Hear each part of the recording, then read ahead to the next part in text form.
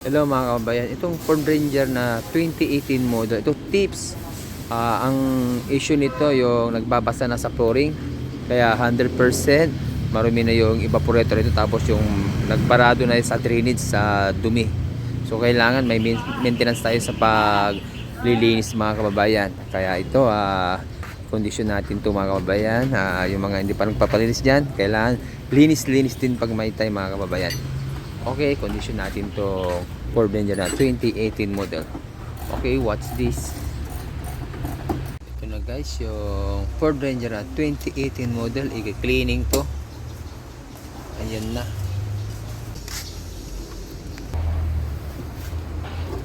Ayan na.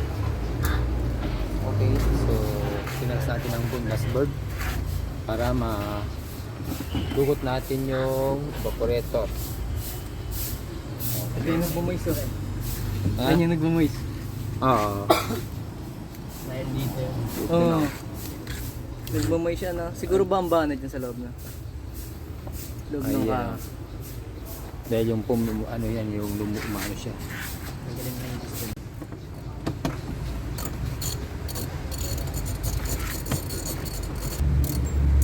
Nakalit na ba ka? Kinakalas ng evaporator guys.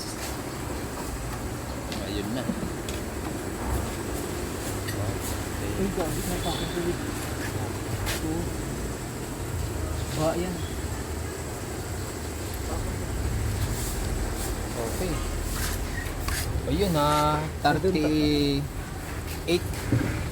39 minutes. So natanggal yung evaporator. Oh, tingnan niyo mga kababayan nagbarado na siya kaya may tubig Ayun So yan, kailangan talaga mga kababayan, linis-linis din pag may time. Ayun sa sa dumi na yan, nagbarado na sa drainage. Galawin mo ngayon tubig na yan para makita nila, ayun Okay. Ayun Sige, kalmo tayo kaya, kalmo tayo evaporator. Yan ang pasulungan. Okay. Doon. Tingnan mga kababayan Tapos mo doon, parang nandiyan pa sa. May tubig. Bakit may tubig? Parado yung tingnan nyo yung pumo, Yan ang mga cause ng Ford Ranger. Yan ang sakit ng Ford Ranger yung may mga Ford Ranger dyan, kailangan linis-linis din pag may time. Tingnan nyo, para may idea kayo. Ayun tingnan nyo ito. Okay. So yan, first time na baba itong evaporator ni boss.